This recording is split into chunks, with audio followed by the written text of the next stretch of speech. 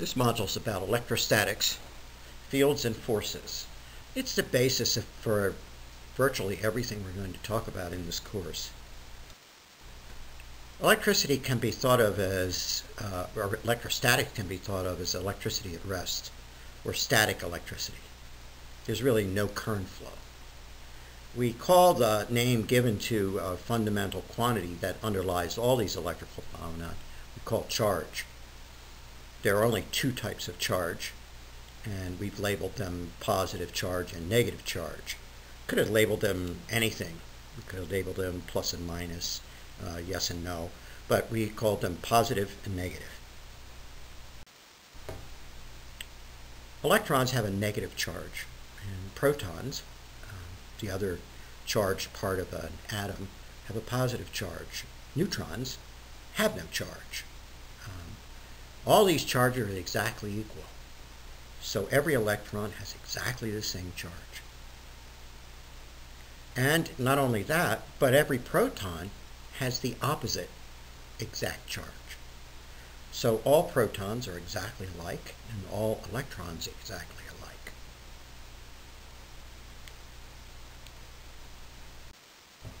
Like the mechanical forces, electrical forces affect motion in accordance with Newton's second law. The electrical force between two objects is very similar to the gravitational force, but it's billions and billions of times stronger.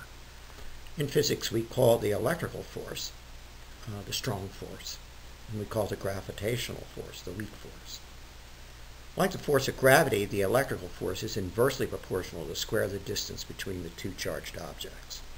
And no material is necessary in the space between the two objects.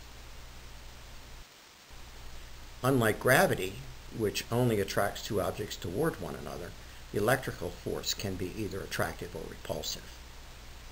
Like charges repel, unlike charges attract. The symbol for charge is Q, and the units of charge are in coulombs, after Charles Coulomb. 1 coulomb is the charge on 6.25 billion electrons. Or, it's also the charge on 6.25 billion protons. Here's a picture of how Coulomb's law works. Q1 and Q2 are the charge in coulombs on objects 1 and 2. And d is the distance between them. D squared is the square of that distance. That means that distance multiplied by itself once. This constant K is equal to 9 times 10 to the 9th Newton meters squared per coulomb squared, and it's true everywhere in our universe. It's a universal constant, always has this value.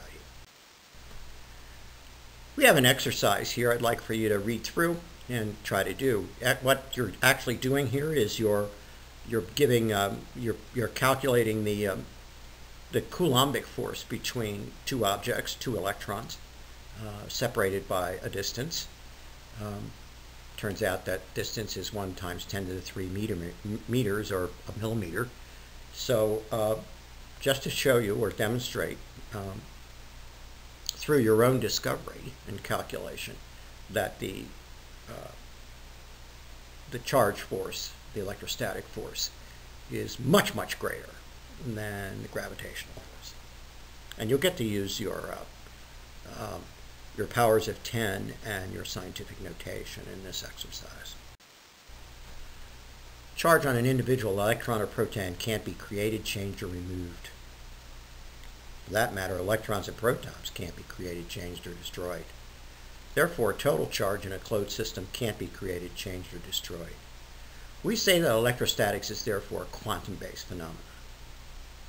We can't move charge, but we can move subatomic particles. An atom that has lost an electron is positively charged. Sometimes this is called an ion or a free radical.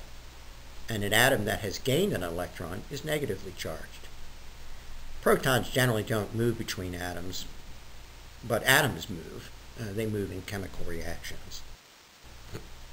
The area in which the influence of a charge accumulation is significant is said to be enclosed in a force field.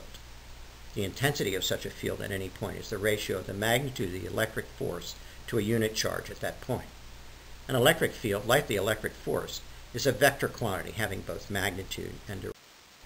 Here are some pictures of electric fields represented by lines of force, which show the direction and to some extent the magnitude based on their density, that is how close they are together, the magnitude as well of the electric field. So you can see that electric fields can also not be, even though the vector, if you connect the positive to the negative charge, the lines don't have to be linear. They can be curved lines like this.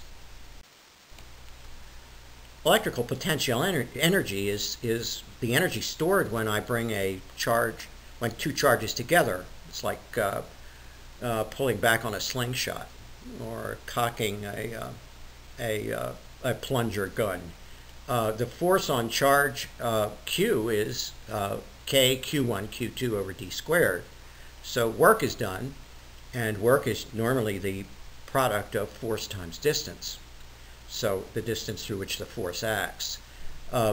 So potential energy in the simplistic forms, you really need calculus to do this. Potential energy is K Q1 Q2 divided by D, since one of the D's in the denominator cancels with the D that's multiplied by the force. So I think you can see that with a little simple algebra. And electrical potential voltage is just the amount of potential energy per charge. And so that's explained in this slide. And you can see that since that's equal to, since the voltage is equal, the voltage would be equal, the potential energy is K Q1 Q2 over D. So if I divide that by charge, in other words, potential energy per unit charge, I would get K Q2 divided by D, where we're assuming that Q1 is a singular charge, a charge on an electron or a proton. So now you have a definition of voltage. Voltage sources are necessary to drive a sustained current. Then we're going to be studying that in Unit 2.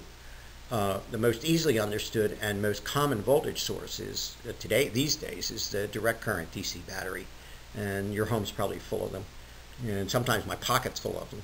This being the case, we use some typical DC voltage source values like 1.5 volts, and 3 volts, and 6 volts, and 12 volts in the examples of simple circuits we will discuss in our study of electricity.